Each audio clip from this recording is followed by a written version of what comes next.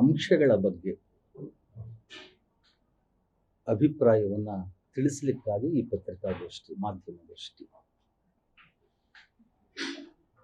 ಬಹುಮುಖ್ಯವಾಗಿ ಚರ್ಚೆಯಾಗ್ತಾ ಇರತಕ್ಕಂಥ ಮೊದಲ ವಿಷಯ ಅಂತ ಹೇಳಿದರೆ, ಈ ವೀರಶೈವ ಮತ್ತು ಲಿಂಗಾಯತ ಎರಡೂ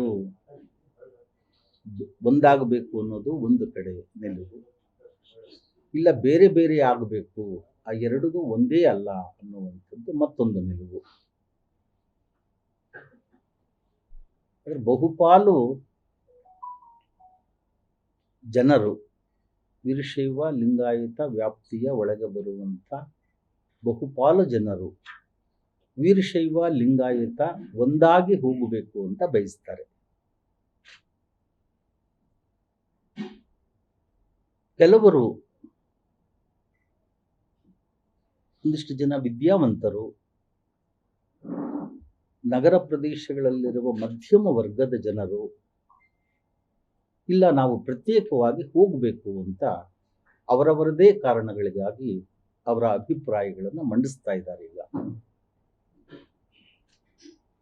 ಅದಕ್ಕೆ ಈ ವಿವಾದ ಇಂದಿಂದಲ್ಲ, ನನ್ನ ಗಮನಕ್ಕೆ ಬಂದ ಹಾಗೆ 80ನೇ ಇಸ್ವಿ, ನನಗೆ ಬಹಳ ಸ್ಪಷ್ಟವಾಗಿ ಆ ಕಾಲಮಾನದ ಘಟನಾವಳಿಗಳು ನೆನಪಿದೆ.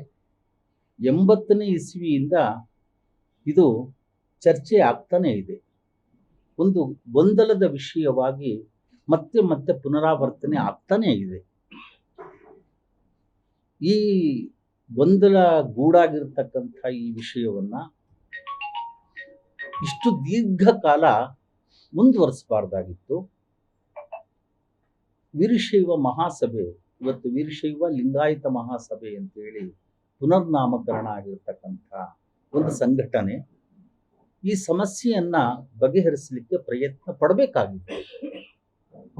ಅಷ್ಟೇ ಅಲ್ಲ, ಬರುವ ಕೇಂದ್ರ ಸರ್ಕಾರದಿಂದ ಜಾತಿ ಜನಗಣತಿ ಏನು ನಡೆಯುತ್ತಲ್ಲ, ಆ ಹೊತ್ತಿಗಾದ್ರೂ ಕೂಡ ಈ ಒಂದು ಜೀವಂತ ಸಮಸ್ಯೆಯನ್ನ ಬಗೆಹರಿಸಿ ಪರಿಹಾರ ಕಂಡುಕೊಳ್ಳುವಂತಹ ಒಂದು ಪ್ರಯತ್ನವನ್ನ ವೀರಶೈವ ಲಿಂಗಾಯತ ಮಹಾಸಭೆ ನಿಷ್ಪಕ್ಷಪಾತವಾಗಿ ಮತ್ತು ಪ್ರಾಮಾಣಿಕವಾಗಿ ಅದನ್ನ ಮಾಡಬೇಕಾಗ್ತದೆ ಅಂತ. ಏನದು, ಯಾವ ರೀತಿ ಆ ಸಂಸ್ಥೆ ಮಾಡಬಹುದು ಈ ವಿಷಯವಾಗಿ ಅಂದರೆ, ವೀರಶೈವ ಲಿಂಗಾಯತ ವ್ಯಾಪ್ತಿಯ ಒಳಗೆ ಬರುವಂಥ ಗುರು ವರ್ಗ ಮತ್ತು ವಿರಕ್ತ ವರ್ಗದ ಸ್ವಾಮೀಜಿಗಳನ್ನ ಮತ್ತು ಎಲ್ಲ ಹಾಲಿ ಮತ್ತು ಮಾಜಿ ರಾಜಕಾರಣಿಗಳನ್ನ, ರಾಜಕೀಯ ನಾಯಕರನ್ನ, ಈ ಧರ್ಮದ ವ್ಯಾಪ್ತಿಯ ಒಳಗೆ ಬರುವ ವಿದ್ವಾಂಸರು, ವಿಮರ್ಶಕರು, ಸಾಹಿತಿಗಳು, ಚಿಂತಕರು, ಹೋರಾಟಗಾರರು ಇವರನ್ನ ಮತ್ತು ಎಲ್ಲಾ ಸಂಘ ಸಂಸ್ಥೆಗಳ ಪದಾಧಿಕಾರಿಗಳನ್ನ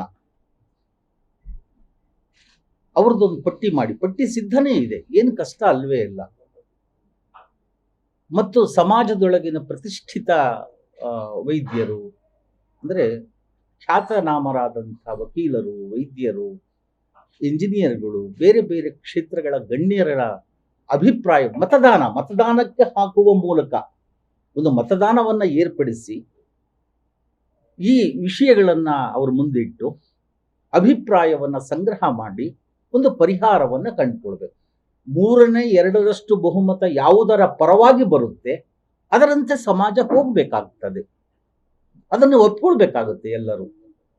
ಹಾಗಾಗಿ ಈ ದೃಷ್ಟಿಯಿಂದ ವೀರಶೈವ ಲಿಂಗಾಯತ ಮಹಾಸಭೆ ಈ ವಿಚಾರಕ್ಕೆ ಸಮಾಜದ ಹಿತದೃಷ್ಟಿಯಿಂದ, ಧರ್ಮದ ಹಿತದೃಷ್ಟಿಯಿಂದ ಒಂದು ಸೂಕ್ತವಾದಂಥ ನಿರ್ಣಯವನ್ನ ತೆಗೆದುಕೊಂಡು ಈ ಕಾರ್ಯವನ್ನ ಮಾಡಿದರೆ ಒಂದು ಪರಿಹಾರ ಸಿಗುತ್ತೆ ಅನ್ನುವಂತಹ ವಿಶ್ವಾಸ ನನ್ನದು. ಆ ಪ್ರಯತ್ನವನ್ನು ಪ್ರಾಮಾಣಿಕವಾಗಿ ಮಾಡಬೇಕು ಮತ್ತು ನಿಷ್ಪಕ್ಷಪಾತವಾಗಿ ಮಾಡಬೇಕು. ವೀರಶೈವ ಮಹಾಸಭೆ ನಿರ್ಣಯ ತಗೊಂಡಿದೆ, ಈಗಾಗಲೇ ತಗೊಂಡಿದೆ. ಆ ವೀರಶೈವ ಮಹಾಸಭೆಯ ನಿರ್ಣಯವನ್ನ ನಾನು ಗೌರವಿಸ್ತೇನೆ. ಆದ್ರೆ ಹಿಂದೂ ಅಲ್ಲ ಅಂದ್ರೆ ಹಿಂದೂ ಧರ್ಮದ ವಿರೋಧಿಗಳಲ್ಲ ಅನ್ನೋದನ್ನ ನಾನು ಟೆಕ್ನಿಕಲಿ ಹೌದು ವೀರಶೈವ ಮಹಾಸಭೆ ಖಂಡಿತ ಬರೀರಿ, ಆದ್ರೆ ಬಸವಣ್ಣವ್ರ ಆಶಯ ಆಗಿತ್ತ ಅಂತ ಕೇಳಬೇಡಿ. ಯಾಕಂತಂದ್ರೆ ಯಾರೂ ಬಸವಣ್ಣನ ತತ್ವದಂತೆ ನಡೀತಾ ಇಲ್ಲ, ನಡಿಲಿಕ್ಕೆ ಆಗಲ್ಲ. ಇದು ಕೇವಲ ನಮ್ಮ ಸ್ವಾರ್ಥಕ್ಕೆ ನಾವು ಬಡದಾಡ್ತಾ ಇದ್ದೀವಿ.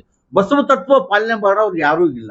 ಸ್ವಾಮೀಜಿಗಳಿಂದ ಹಿಡಿದು ರಾಜಕೀಯ ನಾಯಕರಿಂದ ಹಿಡಿದು ಎಲ್ಲಾ ವಿದ್ವಾಂಸರು ಹೋರಾಟಗಾರರಿಂದ ಹಿಡಿದು ತತ್ವ ಪಾಲನೆ ಮಾಡೋರು ಯಾರು ಇಲ್ಲ. ಅದನ್ನ ಹೇಳಿದ್ರಿ, ಕೇವಲ ಬಸವ ತತ್ವದ ಪ್ರಚಾರಕರೇ ನೋಡ್ತೀವಿ ವಿನಃ ಪಾಲಕರು ಯಾರು ನನ್ನ ಕಣ್ಣಿಗೆ ಕಾಣ್ತಾ ಇಲ್ಲ. ನನ್ನನ್ನೂ ಸೇರಿಸ್ಕೊಂಡು ನಾವ್ಯಾರು ಬಸವ ತತ್ವ ಪಾಲನೆ ಮಾಡ್ತಾ ಇಲ್ಲ. ಹಾಗಾಗಿ ಅದು ನಮ್ಮ ಮಿತಿ, ಈ ಧರ್ಮದ ಮಿತಿ, ಸಮುದಾಯದ ಮಿತಿ. ಅದಕ್ಕೆ ಸಮುದಾಯಗಳು ವಿಕಸನಗೊಳ್ಬೇಕು, ಉದಾರ ಮತವನ್ನು ಅನುಸರಿಸಬೇಕು, ವೈಶಾಲ್ಯತೆಯನ್ನ ಬೆಳೆಸ್ಕೊಳ್ಬೇಕು. ನಾವು ಹೀಗೆ ಇರ್ತೀವಿ.